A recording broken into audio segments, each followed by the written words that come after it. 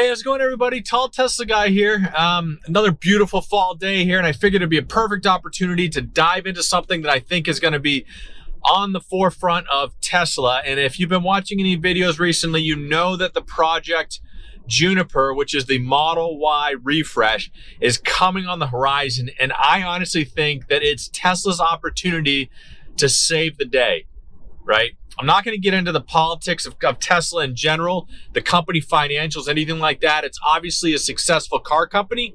However, there's so many other EV manufacturers or traditional auto manufacturers making EVs now that Tesla needs something like this to stay competitive, I feel. So we're going to dive into all that today and talk about whether or not you should wait. Honestly, that's the biggest question that I get nowadays. Should I wait? I want to buy one. Should I wait? Should I wait? We're going to talk about it today. So sit back, relax. You guys are watching the Tall Tesla guy.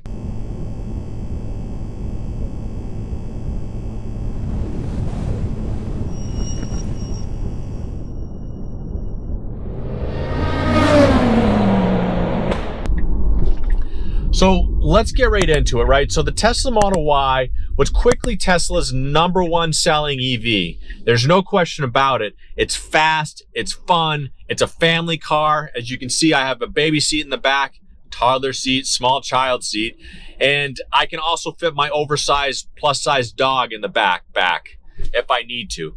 So it became the car quickly that was a small size SUV, right? So it's bigger than the Model 3, even though it shares about 70% of the same parts. It's got a little bit more headroom in it, which is great for me at 6'5". I don't hit the roof or anything like that. The panoramic glass roof, just the overall driving excitement is no surprise that this car became Tesla's #1 seller fast.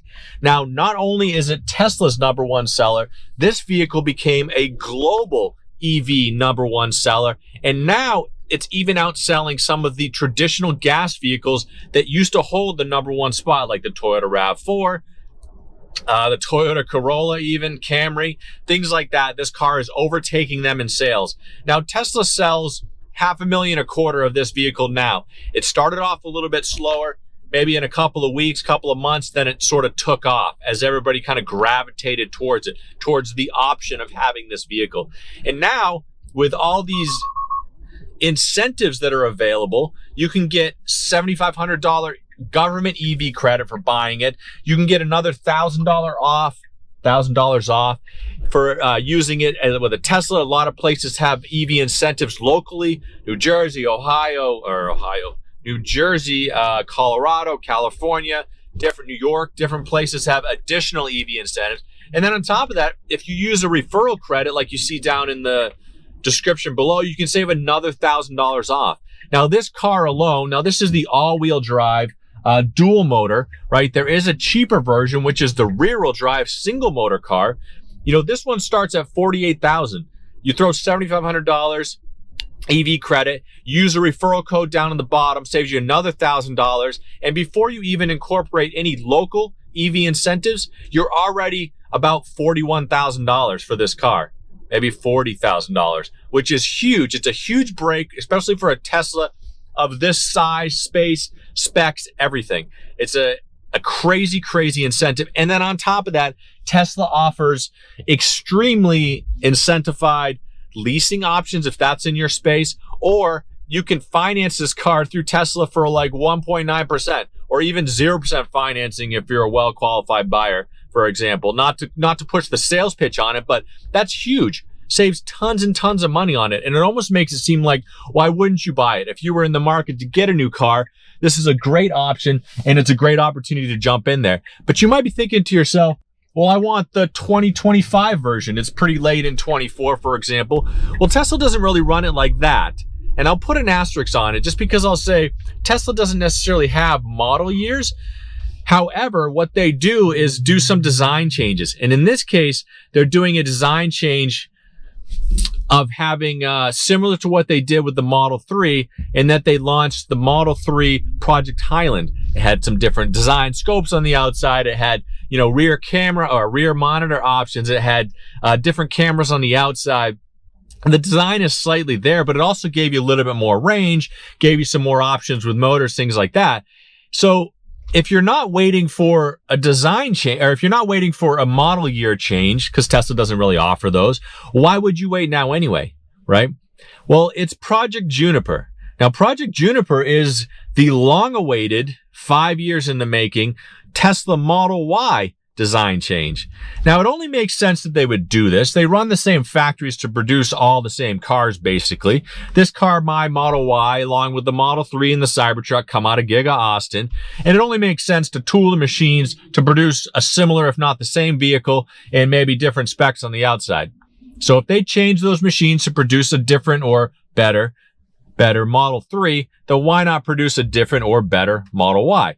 So it made sense that they were going to do it. It was sort of on Elon time, though. And then there's also the nuances of saying, well, we want everybody to buy the current model that we have. And what happens every time a new Tesla's coming out is people wait. They don't want to take delivery of it. They don't want to order it. They don't want to order this near the end of the year. They don't want to be stuck with a 2024 model just as the Highlander or the Juniper is going to come out. Because then you would have a brand new car that's already behind.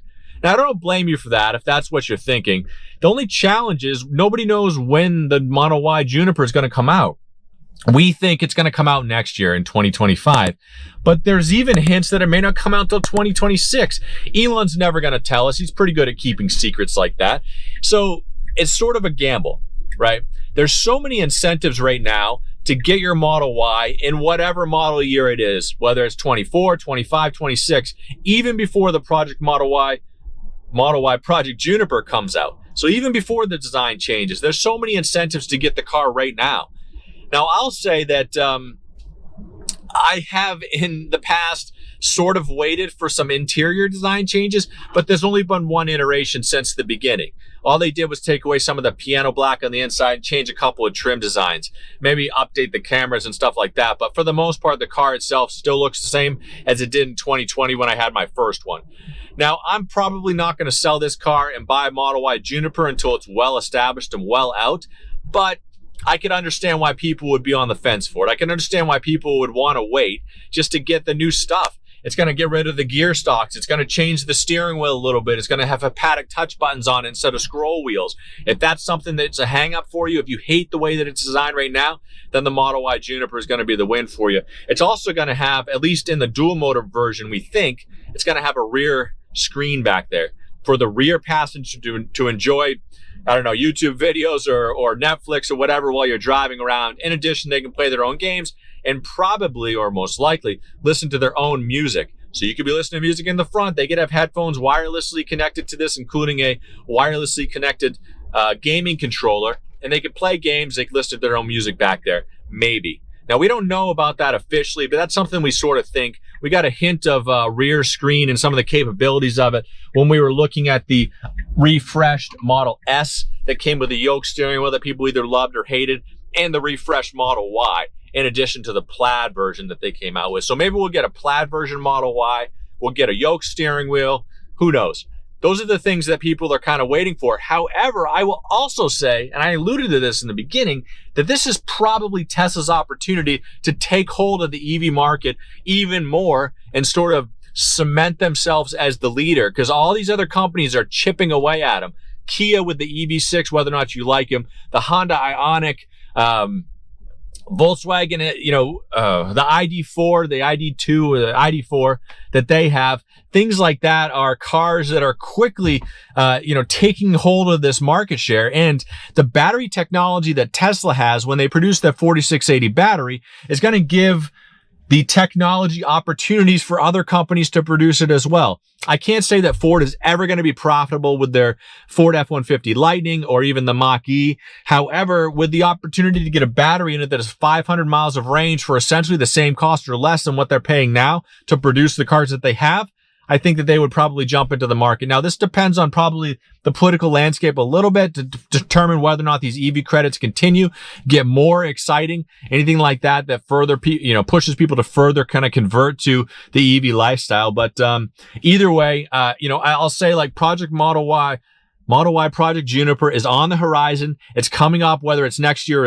or the year after. And I'll say I'm excited to see it when it happens. And once it gets there, who knows? I may make the plunge, but it's not going to be in 3 months. I know that. But nonetheless, Let me know what you guys think. Is this going to be the deciding factor for you? Is it going to push you over the edge, make you push that button and get into the lifestyle or not? But either way, I hope you guys are having a fantastic day. I hope you guys are out of harm's way if you're down in the Southeast, and I hope that you have the ability to put a smile on your face and enjoy whatever's going on, and more importantly, that you stay safe out there. Thanks for watching, everybody.